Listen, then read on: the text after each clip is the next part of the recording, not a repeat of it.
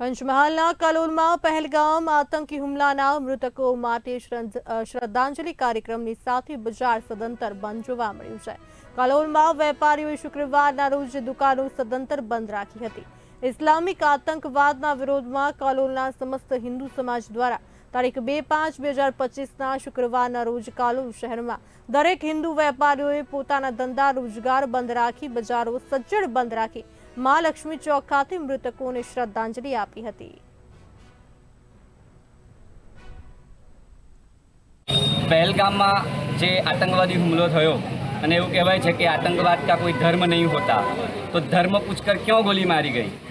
એક બહુ મોટું ષડયંત્ર આ આપણા દેશને ખતમ કરવાનું આ પાકિસ્તાન પ્રેરિત ઇસ્લામિક આતંકવાદનું છે અને એ આપણા જે 28 મૃતાત્માઓ જે શહીદ થયા છે એમને આત્માની શાંતિ માટે શ્રદ્ધાંજલિનો કાર્યક્રમ રાખવામાં આવ્યો છે અને સમસ્ત હિન્દુ સમાજ કાલોલ દ્વારા આજના દિવસે કાલોલ સજ્જડ બંધનું એલાન આપવામાં આવેલું છે અને આ સમગ્ર ઘટનાને આપણે વખોડી કાઢીએ છીએ અને ભારત સરકારને આપણે વિનંતી કરીએ છીએ કે આ આતંકવાદી ઘટનાની જબરજસ્ત એનો બદલો લેવામાં આવે અને જે કેન્સર છે પીઓકે જે કબજાએ પાડેલું છે એ જલ્દીથી છૂટું કરવામાં આવે અને અખંડ ભારતનું જે આપણું સ્વપ્ન છે એ સાકાર કરવામાં આવે એવી આજે સમસ્ત હિન્દુ સમાજ કાલોલની માગણી અને લાગણી છે।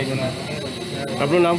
નરેન્દ્રસિંહ ગોહિલ, વિશ્વ હિન્દુ પરિષદ। આજરોજ અમારા કાલોલ તાલુકા અને કાલોલ શહેર દ્વારા જે પહેલગામમાં અમારા એકદમ નિર્દોષ નાગરિકોને જે હલકટથી ભારતના જ આતંકવાદીઓ દ્વારા પાકિસ્તાન સમર્થિત એવા તત્વો દ્વારા જે નિર્દોષોની નિર્મમ હત્યા કરવામાં આવે છે તેના અનુસંધાને અહીંયા કાલોલ શહેર અને કાલોલ તાલુકાના સમગ્ર હિન્દુ સંગઠનો દ્વારા આયોજિત આ શ્રદ્ધાંજલિ કાર્યક્રમમાં ઉપસ્થિત રહ્યા હતા અને તેમને શ્રદ્ધાંજલિ અર્પણ કરી હતી।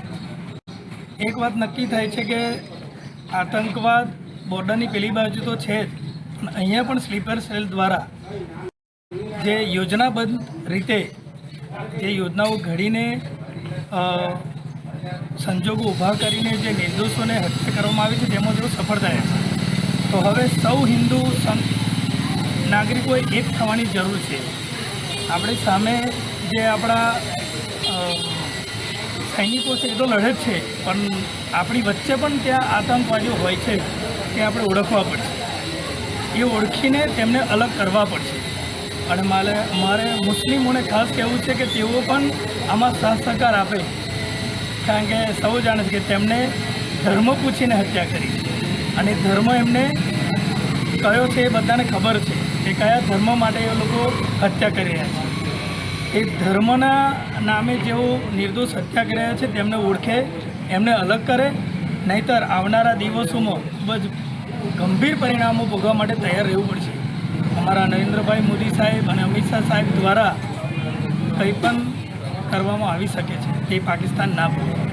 તો આ એકતા માટેનો એક થવા માટેનો સમય છે, તેમાં આપણે સૌ એક થઈએ।